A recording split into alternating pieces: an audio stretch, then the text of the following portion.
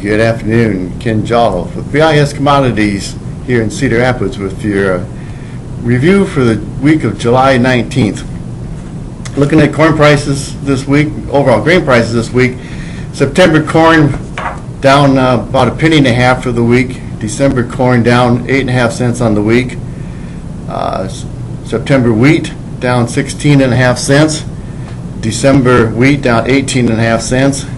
In the bean complex, August soybeans were up about 61 3/4 cents. No beans up 16 3/4 cents. Week was pretty much dominated on two particular topics: weather, naturally, and then old crop stocks and spreads. You look at the old crop situation, continues to be a tight play with basis levels firming. The bull spreads firmed here late this week on both the corn and beans. We saw the SEP-D's corn spread widen out to 46.5 cents here today. The August-November bean spread pulled out to 18.5, today. So, looking at the new crop situation, as we mentioned, it's all about the weather, particularly the weather here this particular weekend. As the forecast is trying to put rain into us, particularly here in the western corn belt, where it is needed. 1 to 2 inch rains is possible. We did take December corn down to close to the old low of 490 here today before we rallied back late. The good thing about the reduced prices, we are seeing a pickup in the export business.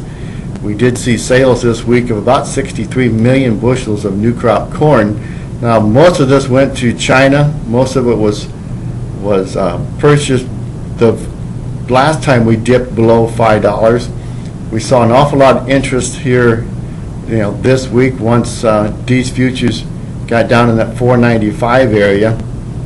So I'm sure as we move into next week, we'll probably hear the rumors and maybe even see some sales announced to China again. Now, it's interesting when you talk about the corn exports as we move ahead here, as China's been buying our corn. You look at South Korea, Japan, some of these other countries have been traditional importers of our corn.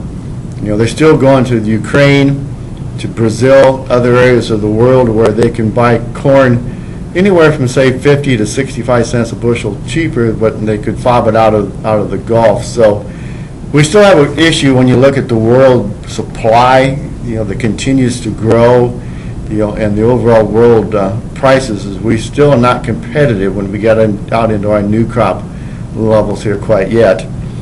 Soybeans, the meal basis has firmed on the old side. The spreads firmed. It's been real tough for the processors to find new crop beans on or old crop beans, excuse me. The new crop situation, crop ratings last week were down 1 to 2% in both corn and beans. Probably be down another, say, 2 to 3% come Monday.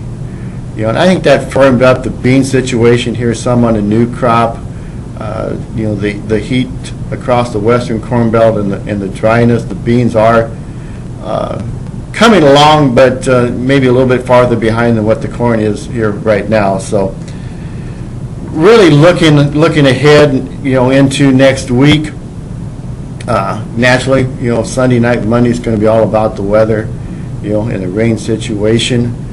I think we'll continue to see this old crop, both corn and beans, be a play next week here yet on the overall tightness. Spreads could stay firm here for a while. It's interesting to take a look, though, as we talk about these spreads. It's about a year ago at this time to where the bull spreads started to retrace, and pull back. Now, granted, some of the supply situation was different as we were a lot earlier getting new crop corn and beans, into the pipeline. So maybe this situation does last another week or 2 weeks longer than a year ago, but be quite aware, that this transition we're going to have from old crop to new crop is going to be very interesting. As we talk about rain, kind of wrap this up here this afternoon. Interesting comment. You trade rain 3 times. You trade it with the weather model, you trade it when it's on the radar, and then you trade it when it's in the gauge. So we'll see what comes about next week. So have a good week. Thank you.